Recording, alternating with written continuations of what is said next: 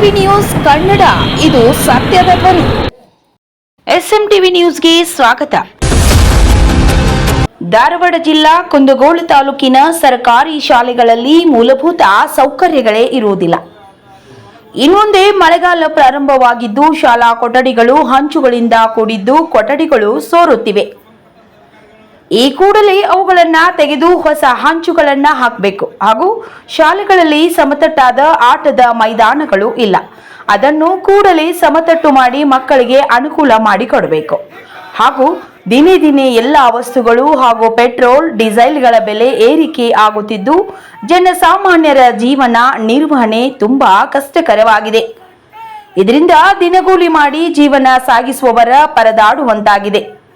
ರೈತರಿಗೆ ಬೀಜ ಗೊಬ್ಬರಗಳನ್ನ ಯಾವುದೇ ರೀತಿ ಕೊರತೆ ಆಗದಂತೆ ಪೂರೈಕೆ ಆಗುವ ರೀತಿಯಲ್ಲಿ ಸಂಬಂಧಪಟ್ಟ ಅಧಿಕಾರಿಗಳಿಗೆ ಸೂಕ್ತ ಮಾರ್ಗದರ್ಶನ ನೀಡಬೇಕು. ಮತ್ತು ಮೂಲಭೂತ ಸೌಕರ್ಯಗಳು ಕೂಡ ಶಾಲೆ ಒಳಗೆ ಬಹಳ ಕೊರತೆ ಐತಿ. ಶೌಚಾಲಯ ಬೇಕು, ನ್ಯಾಯ ಬೇಕು. ಬೆಲೆ ಏರಿಕೆ ಮಾಡಿದ ಕೇಂದ್ರ ಸರ್ಕಾರಕ್ಕೆ ಧಿಕ್ಕಾರ, ಧಿಕ್ಕಾರ. ಬೆಲೆ ಏರಿಕೆ ಮಾಡಿದ ಕೇಂದ್ರ ಸರ್ಕಾರಕ್ಕೆ ಧಿಕ್ಕಾರ, ಧಿಕ್ಕಾರ. ಬೇಕೇ ಬೇಕು, ನ್ಯಾಯ ಬೇಕು. ಎಲ್ಲ ಹೊಡೆದವು, ಅದ್ರ ಬಗ್ಗೆ ಯಾರು ಗಮನ ಹರಿಸ್ತಾ ಇಲ್ಲ. ಮತ್ತು ಮೂಲಭೂತ ಸೌಕರ್ಯಗಳು ಕೂಡ ಶಾಲೆ ಒಳಗೆ ಬಹಳ ಕೊರತೆ ಐತಿ. ಶೌಚಾಲಯ ಆಗಿರ್ಬೋದು, ಅದು ಅಲ್ಲಿ ಒಳಗೆ ಹೋದ್ರೆ ನೋಡಕ್ಕಾಗಿಲ್ಲ, ಅಷ್ಟು ಗಬ್ಬ ಶೌಚಾಲಯ. ಆಮೇಲೆ ಆಟದ ಮೈದಾನ ಸಂತಟ್ಟ ಆಗಿಲ್ಲ ಸರಿಯಾಗಿ. ಅದಕ್ಕೆ ಸಂಬಂಧಪಟ್ಟಂತ ಅಧಿಕಾರಿಗಳು ಬೇಗನೆ ಆಟದ ಮೈದಾನ ಸಂತಟ್ಟ ಮಾಡಬೇಕು. ಮೇಲ್ಚಾವಣಿ ಸೋರ್ತಕ್ಕಂಥ ಹಂಚುಗಳನ್ನು ಕಿತ್ತು ಹೊಸ ಹಂಚುಗಳನ್ನು ಹಾಕಬೇಕು. ಇಲ್ಲ ಅದರಲ್ಲಿ ತಗಡನ್ನು ಹಾಕಿ ಒಟ್ಟ ಶಾಲಾ ಮಕ್ಕಳಿಗೆ ಅನುಕೂಲಕರವಾಗುವಂಗೆ ಮೂಲಭೂತ ಸೌಕರ್ಯವನ್ನು ಒದಗಿಸಬೇಕು. ಈಗಾಗಲೇ ಮಳೆ ಬುರ್ಲಘಟ್ಟ ಗ್ರಾಮದಲ್ಲಿ ಆಡುತ್ತಿರುವ ಮಗುವನ್ನು ಕರೆದು ಅಪರಿಚಿತ ವ್ಯಕ್ತಿ ಒಬ್ಬ ಚುಚ್ಚುಮದ್ದು ನೀಡಿ ಪರಾರಿಯಾಗಿರುತ್ತಾನೆ.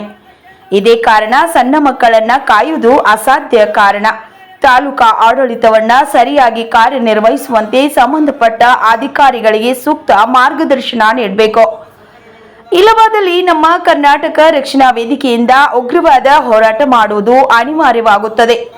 ತಾಲೂಕಾ ದಂಡಾಧಿಕಾರಿಗಳಿಗೆ ಕರ್ನಾಟಕ ರಕ್ಷಣಾ ವೇದಿಕೆ ಸಂಘಟನೆಯಿಂದ ಮನವಿ ಪತ್ರ ಕೊಡಲಾಯಿತು. ವರದಿ ಲಕ್ಷ್ಮೀಮಣಿ, ಟಿವಿ ನ್ಯೂಸ್ ಕನ್ನಡ, ಇದು ಸತ್ಯದ ಧ್ವನಿ.